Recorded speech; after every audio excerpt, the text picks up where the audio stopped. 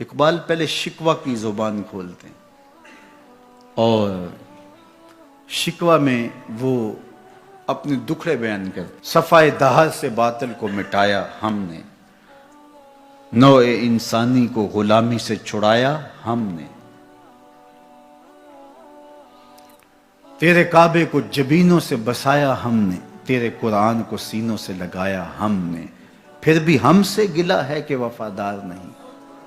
ہم وفادار نہیں، تو بھی تو دلدار نہیں. لہجہ تلخ ہو گیا، فتویٰ متوجہ ہوا، لیکن جب جواب آیا تو سارا نشہ اتر گیا. لفظ وہی ہے، صرف صیغہ بدلتا ہے. پہلے تو کہا صفائے دہر سے باطل کو مٹایا ہم نے. رب سے شکوہ کر رہی ہے مشت خاک. اقبال کی زبان بول رہی ہے کہ ہم نے جنگیں لڑی، ہم نے پہاڑوں کے کلیجے چیرے، ہم نے سمندروں میں گھوڑے ڈال دیے، ہم نے تیرے دین کے لیے کیا کیا نہیں کیا. برستے تیروں میں ہم نے نمازیں نہیں ادا کی، ہم نے کربلائیں نہیں سجائیں، ہم نے کیا کچھ نہیں کیا، اور آج ہم ذلیل ہیں. 56-57 اسلامی ملک کو ذلت و رسوائی کا عالم. تو اقبال شکوہ گناہ ہوتا ہے.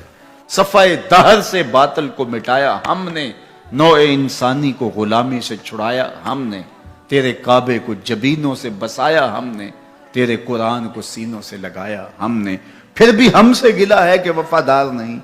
ہم وفادار نہیں، تو بھی تو دلدار نہیں. اب جواب سنیے. جواب اب ادھر سے آتا ہے، لہجہ اقبال کا ہے، وہی لفظ ہے، صرف صیغہ بدلتا ہے. آواز آ رہی ہے. صفائے دہر سے باطل کو مٹایا کس نے، نوع انسانی کو غلامی سے چھڑایا کس نے، میرے کعبے کو جبینوں سے بسایا کس نے، میرے قرآن کو سینوں سے لگایا کس نے. تھے تو آبا وہ تمہارے ہی مگر تم کیا ہو، تھے تو آبا وہ تمہارے ہی مگر تم کیا ہو.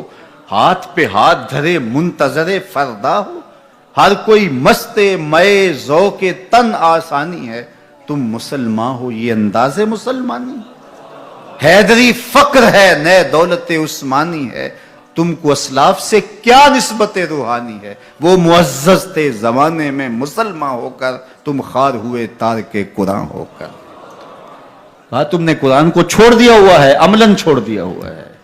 تم نے غلافوں میں لپیٹ کے تو رکھا، خوشبو تو اچھی سے اچھی لگائی، اونچے طاق پہ تم نے قرآن کو سجایا. سچ بتاؤ کبھی کھول کے دیکھا، سچ بتاؤ کبھی قرآن سے پوچھا میں زندگی کیسے گزاروں.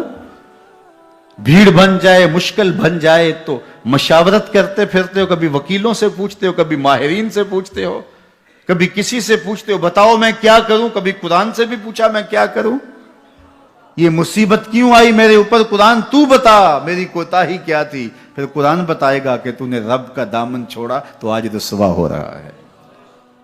وَأَنْتُمُ الْعَالَوْنَ إِن كُنْتُم مُؤْمِنِينَ. آجا حضور کا غلام ہو جا، آج اس سے سر پہ عزتوں کا تاج رکھ دیتے ہیں. تو قرآن کی طرف اقبال نے بلایا اور ان کا سارا فکر و فلسفہ اس کے ارد گرد گھومتا ہے.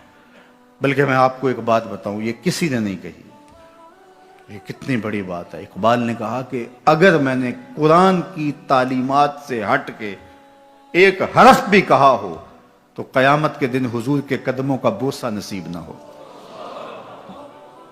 حضور مجھے آپ کے قدموں کا بوسہ نصیب نہ ہو اگر آپ کے سینے پہ اتری ہوئی کتاب سے ہٹ کے کچھ کہا ہو. یہ اقبال ہی کہہ سکتے ہیں. تو ساری زندگی اقبال کی فکر کا محور قرآن رہا. اس کتاب سے جڑو گے تو زندگی پا جاؤ گے.